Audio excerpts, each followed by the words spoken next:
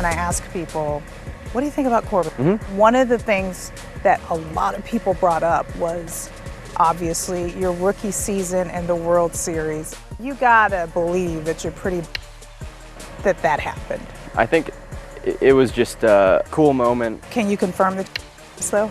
No. I feel like I got lucky in a sense because as I was younger, it just kind of felt like things fell into place and it was a little like just natural, like I love baseball, this is what I want to do. But I realized that like a lot of people have different paths in that way. Is there anything that you don't like about the game? Anything I don't like? Hey Yetta, you know how much love and respect I have for you? Girl, Ditto. Why do I feel like I'm your best friend? I just met you. You are merging of Oprah and Barbara Walters.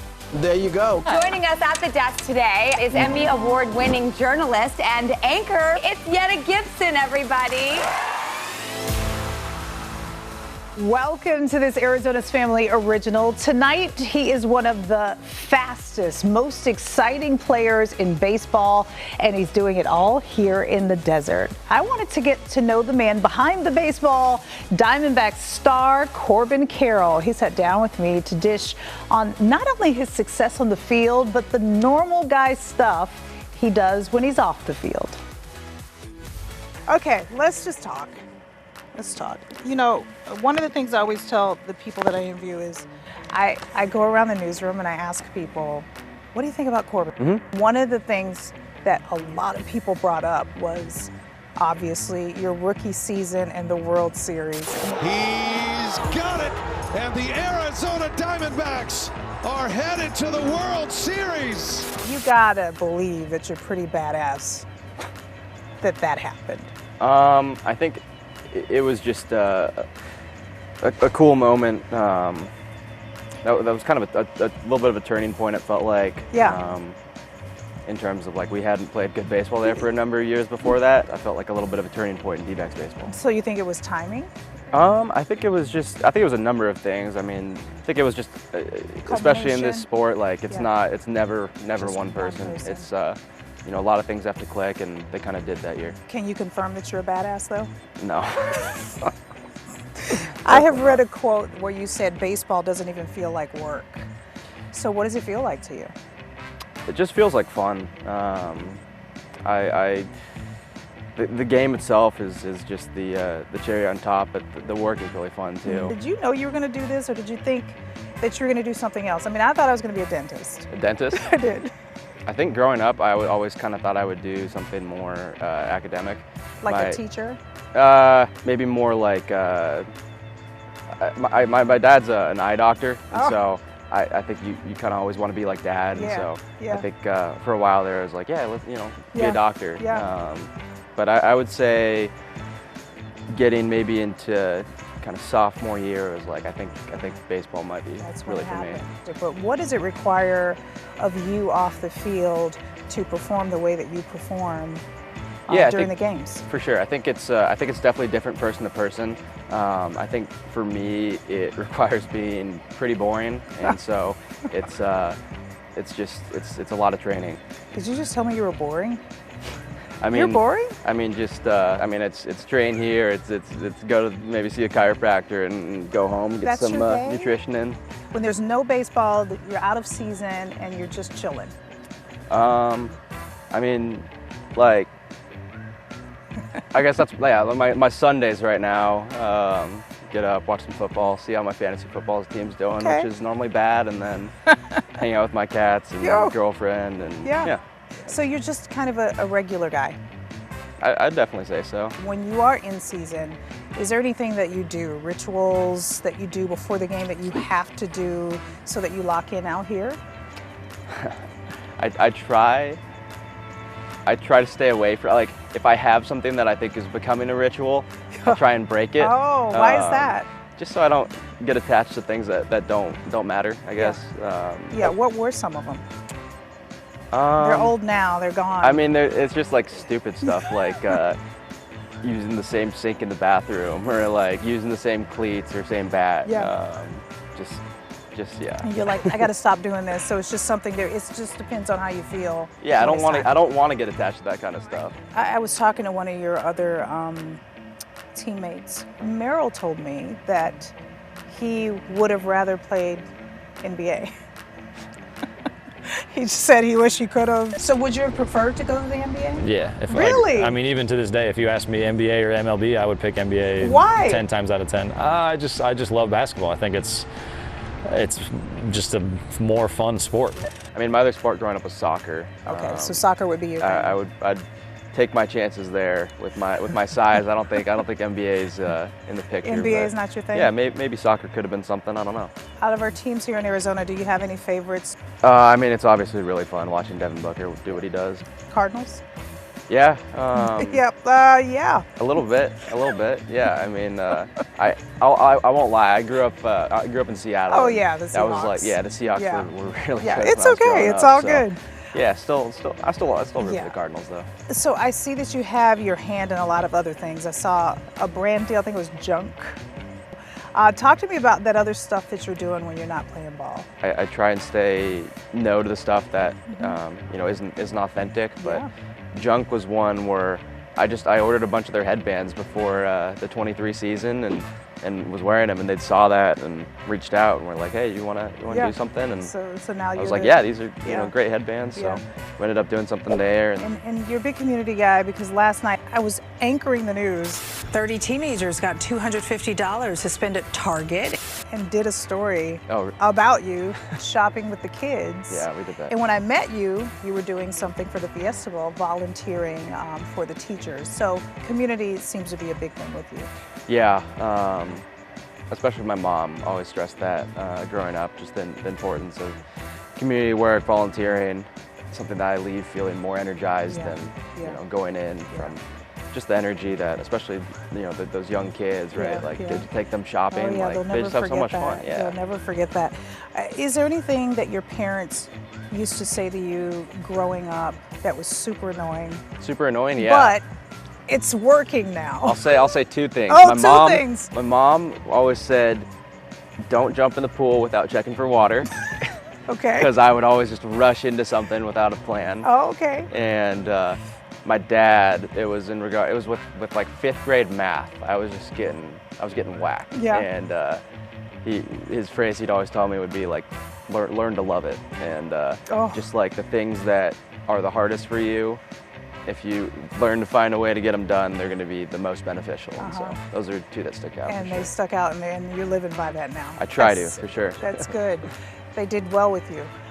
What do you imagine you will be in 5 more years? Kind of where the charity stuff can be. Okay. I think that have managed to have a good impact off the field to this point, but it just excites me when I think about what that kind of stuff could be. And I hate to do this to you, but do you have a prediction going into the next season? A prediction? It's tough to say, because there's still so much to be played out this off season, and so I'd say if it was the team we have right now, I'd be excited. When people come up to you, because I know they do, what do they ask you? What do they want to know? The little kids always ask me to race. Carroll on the move. He's headed for 3rd, and he's got the triple. Oh, that's right, because you're so fast. That's a classic one right there. You let them win, right? You let them win. I tell them we'll race later, and then I lie. We don't race later. We don't race. Yeah. What would be your advice to people who not necessarily want to play baseball, but want to excel in the way that you have? I feel like I got lucky in a sense, because as I was younger, it just kind of felt like things fell into place, and it was a little like just natural. Like, I love baseball. This is what I want to do.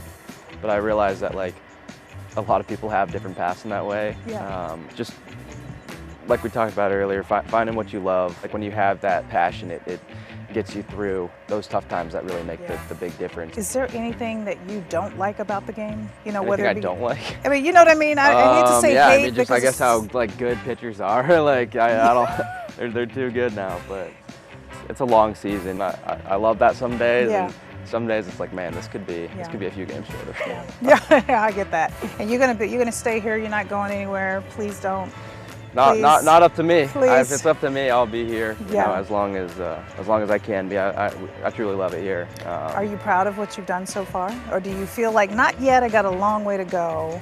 I think probably a healthy balance of both. I think that I am proud of some of the things that I've done so far, but you know, at the same time, I definitely am hardest on myself and want the most out of myself. Listen, when we leave each other, don't jump into the pool Don't jump in the pool without checking for water. without checking for the water. All right.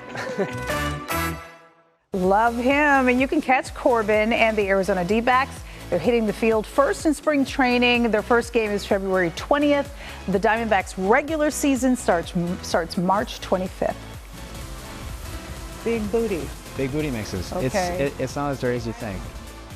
Always a good time with Two Friends coming up, where you can catch them.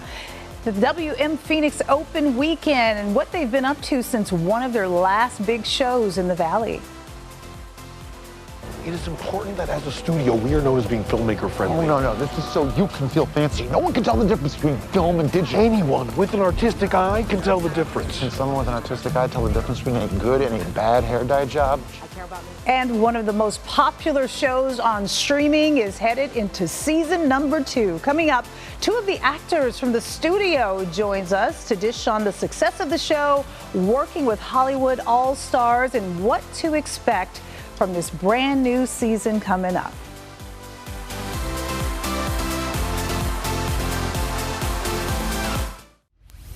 I'm smarter than you. I watch more films than you. I actually went to film school, and I care about filmmaking. Okay, we don't make films, we make movies, and we're not artists. We're executives, and you're not even that. You're just a D-girl. Yeah, a look at the chaos, the high-stakes decisions and struggles of running a major Hollywood movie studio. This is a plot of the award-winning Apple TV Plus show. It is called The Studio. Just this award season, this show walked away with Emmys, Golden Globes, Critics' Choice Awards, and a second season is on the way. And Simone, you were lucky enough to speak with some of the cast. Oh my goodness, Ike Barinholtz and Chase Suey Wonders. Yeah. They are so funny, such a hilarious duo, and I just love picking their brains about what happens behind the scenes. Yeah. Check it out. Well, we are talking about The Studio on Apple TV. Congratulations, we are so excited. We have Chase Suey Wonders and Ike Barinholtz here with us today virtually. You guys, I want to say congrats. This show is having so much success. The other night at the Golden Globes, you looked amazing. How are we feeling right now? We're riding the high. Riding the high. Literally, we've not slept since the Globes. We've been up for about on a bender. 3 days right now, and our blood pressure is just really low. Stay in your lane, wait your turn. At this rate, I'm never gonna have a turn. Well, it's such an honor to talk with you both. I started watching the show, and I'm just so blown away. Everyone wants to know what Hollywood is like, right? What it's like to be on these movie sets. So I have to ask, how real is what we see in the studio? How does that compare to what actually happens in Hollywood? 90% accuracy. There's a little more tripping and falling down and physical comedy in this, more slapstick. But it's pretty right on. Pretty accurate. I think our show can be a little more glamorous, and people are better dressed on our show than in Hollywood. We have a costume designer who makes sure that most people in this job don't have a designer. Yes. It's funny because I literally just finished the second episode where Seth's character steals wardrobe and that whole fiasco and the whole process of a oneer. For people who are not familiar, what is that and how hard is that to actually shoot? Because it seems really challenging. Well, oneer is one continuous shot. So like a scene where there's just the camera keeps moving and the actors keep moving and you don't really cut. And they look really cool when you watch them, and they can take a long time to put together. You got to rehearse sometimes for hours and hours, and then you're making lots of adjustments, and then you're shooting it, 20, 30 times, and especially in that episode where the sun is going down, so you only execute it in a very tight time frame. Very, very difficult. Very difficult. I was so anxious the entire episode, so that's how I knew you guys nailed it, because I was like, that feeling just came right through the screen. So brilliant job by all of you. Chase, I have to ask, being kind of the youngest person in this amazing ensemble, did you have any moments on set where you looked around at these guys and you're like, oh my gosh, like I have made it? This is one of our young up-and-coming executives. She's a real cinephile. I don't know if I'll ever feel like I've made it. I think that's sometimes a dangerous feeling, but I do. There's always pinch me moments on set, and mostly every day. It's like Paul Dano's in one day, then Martin Scorsese's in, then Ron Howard and Charlize. Like, it's every day is like, what is happening? What is my life? And sorry, it doesn't matter, but we are the same age. Yeah. She's technically a couple days younger, but we're better. I love it. I just seriously was thinking, I'm like, Chase is literally in this room with all these A-listers, and she is an A-lister too. This is awesome. So congrats, girl. This is so cool. I'm so happy for you guys. Thank you so much. Thank you. I want to ask you really quickly, doing the dad thing, you guys are about to start shooting for season 2. What does like a typical day in the life look like for you when you go back onto the set and you're also juggling like home life? Well, I incorporate home life into set. I pull my kids out of school and they come to set with me and they kind of wait in my trailer. And then after scenes, they'll run lines with me and have some snacks. Yeah. Put them to work. One of them is going to be an apprentice grip. And so, you know, the family that works together. They can't read, but they know how to. They don't know how to read yet, but a lot of our crew can't read. So they're going to fit in right at home, and we're really excited to get the season started. Well, we're running out of time, but last question for you guys. What are you most excited about season 2? We literally can't tell you anything, no spoilers, but the cameos are kind of out of control. We are actually going to go on the app Cameo. Yeah. This year and exorbitant fee. We got the Rizzler's pinned. Yeah, he's pinned. And his friend, the bigger boy, is also we're in talks with his parents right now to get him on the show. But it will all be a cameo driven, and I don't mean I mean the app. I mean the app. Yeah. I'm so obsessed, you guys. Congratulations. Thank you so much for the time. You're both so magnetic, and we're so thrilled for you. Really rooting for you guys at the SAG Awards. Thank you. Love you. Love you, Phoenix. Guys. Love you. Check out the studio on Apple TV. Bye. Bye.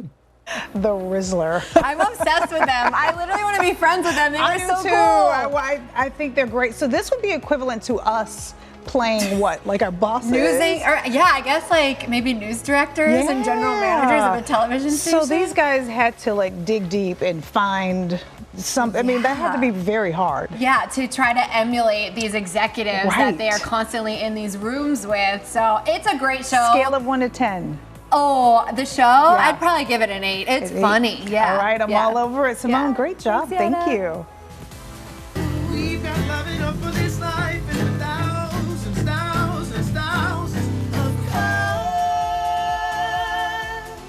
Oh, we love them. Remember, friends of the show, JOHNNYSWIM. Coming up, the duo with ties to the legendary Donna Summer is behind a brand new love story, the musical they're now working on and where it's premiering soon. I love it.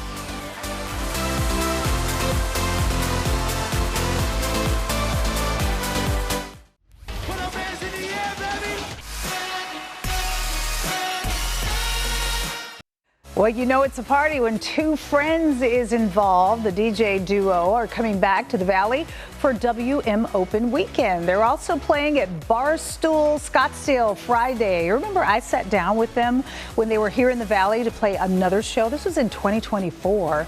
And since then, they've had more success selling out shows around the country, releasing new hit songs. Whatever they play at their upcoming show, you know it's going to be good. I can make a request. You are a DJ. Sure. You can, but it probably Come on. we don't know. We're not legally, we're not liable. Yeah, but honestly, But you have. but no. As a request for a DJ, I could decline it. Yeah, that's true. You know. But that's not a good DJ. Well, then we're horrible. Some of the requests. Then we're the worst. Hey, there's been songs made about, hey DJ, play my favorite That is song. true. So you should see some of the requests we get. You're glad we're declining. You want to stay true to yourself, but also keep up a little, you know, be aware of what is trending and what people are liking. But I think having two of us definitely helps too, because we kind of can lean on each other and trust our own instincts too. And you know, when we're overcomplicate things, we kind of just want to think, all right, if it sounds good, it sounds good. Let's go, let's go! They are great. Tickets for the show in Scottsdale, they are still available. When the war is over, Flowers line my way right back to you. Oh, will we be like strangers?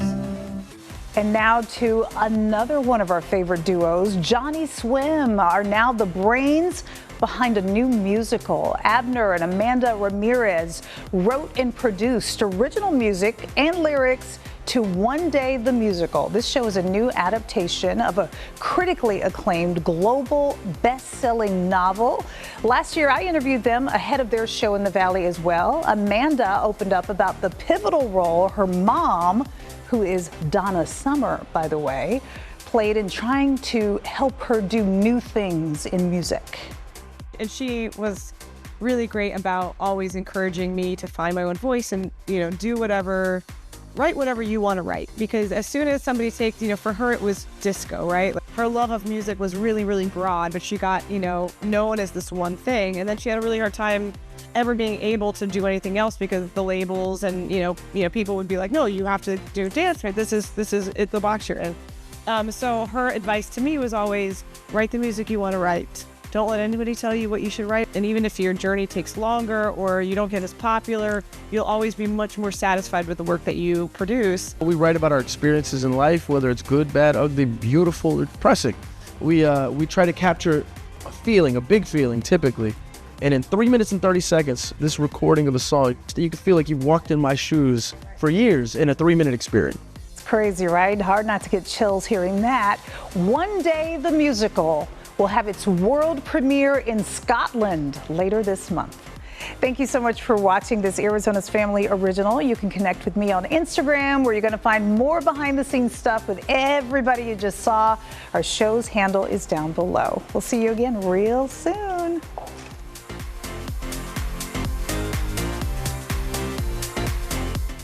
How did you get so fast, by the way? I mean, did you train for that? Were you just born? A little bit of both. A little bit of both for sure. You get locked into a school in Arizona. Please tell me me that story. I brought my mom out to the field and we went and hit at Chaparral, and I think we got back to our car at like 6 and gates were closed. I called my agent, he called our assistant GM. Oh my goodness. Our assistant GM called Gonzo. Gonzo's son had gone to Chaparral, and yeah. So Gonzo and his son came and that was the first time I met him. They came and got me out of there.